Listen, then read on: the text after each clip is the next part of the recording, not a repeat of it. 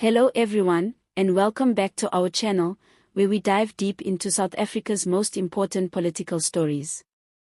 Today, we bring you a major political development that's sending shockwaves through the African National Congress and the entire political landscape of Gauteng. Premier Panyaza Lesufi has announced his intention to step back from frontline politics. Yes, you heard that right. The energetic, action-oriented leader of Gauteng, a man many saw as a rising star within the ANC, has publicly confirmed that he will not be contesting for any position in the ANC's top 7 leadership at the 2027 National Conference. This announcement, made during a closed-door meeting of the ANC's Provincial Executive Committee over the weekend, has left supporters stunned and analysts scrambling to interpret what it means for the future of the party and South African politics at large. Lesufi, known for his hands-on approach and passionate defense of public education and service delivery, says his decision is motivated by a desire to step aside and allow younger leaders to emerge. He believes that renewal in the party can only happen if older, established figures make way for fresh energy and ideas.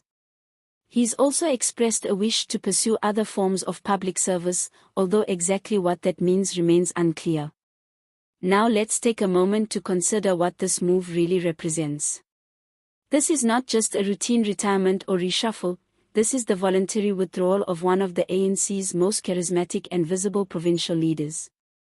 Lesufi rose through the ranks not through factional alliances or backroom deals, but by building a reputation as a tireless advocate for service delivery, education reform, and accessible governance.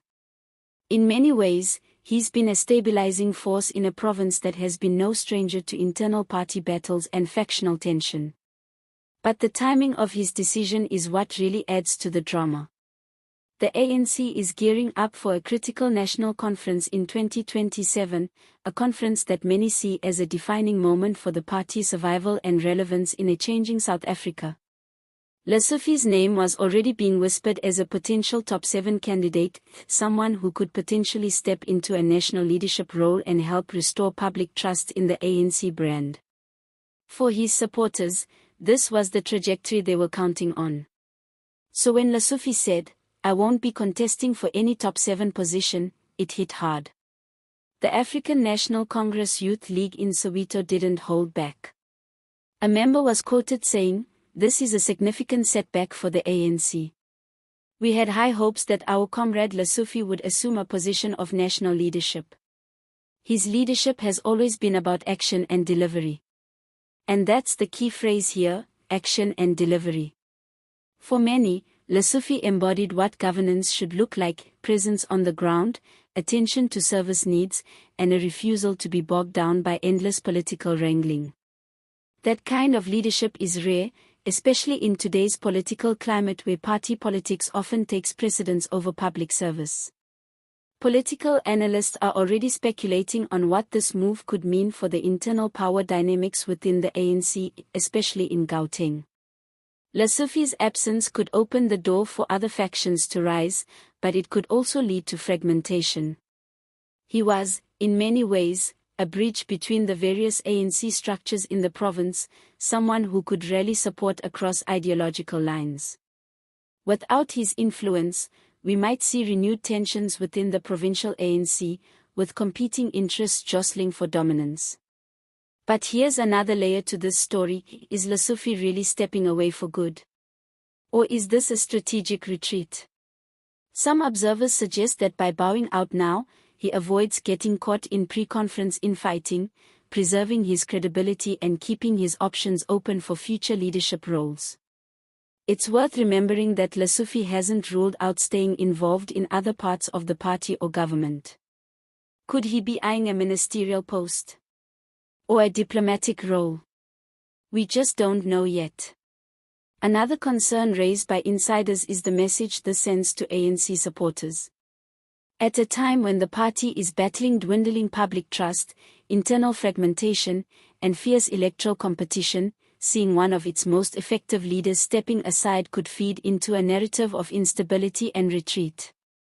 Can the ANC afford to lose someone like Lesufi now? Meanwhile, on social media, reactions have been mixed. Some see his departure as a breath of fresh air, an example of ethical leadership and humility. "This is what renewal looks like," wrote one user. Others aren't buying it.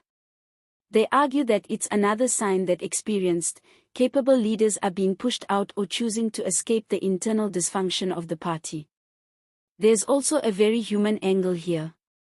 Leadership is not easy, especially in South Africa's most populous and economically critical province. The pressure, the expectations, the scrutiny, it takes its toll. Perhaps Lesufi, after years of serving in the trenches, has simply had enough. Perhaps this is about self-preservation, not just party preservation. Regardless of the motive, one thing is clear: Panyaza Lesufi's decision marks the end of a chapter, both for him and for the ANC. It raises questions about succession planning, internal renewal, and the real depth of leadership talent within the party. It also sets the stage for what could be a dramatic and unpredictable build-up to the 2027 National Conference. So what happens next? Will new leaders rise in Gauteng to carry the baton? Will Lesufi reappear in another influential role? And what impact will his withdrawal have on voter confidence as the 2026 local elections and 2027 conference approach? Let us know what you think in the comments. Do you believe Panyaza Lesufi made the right choice? Or is this a loss the ANC can't afford right now? Don't forget to like this video if you found it informative, subscribe to the channel for more political updates and commentary, and hit the notification bell so you never miss a moment in South Africa's evolving political drama. Thanks for watching. See you next time.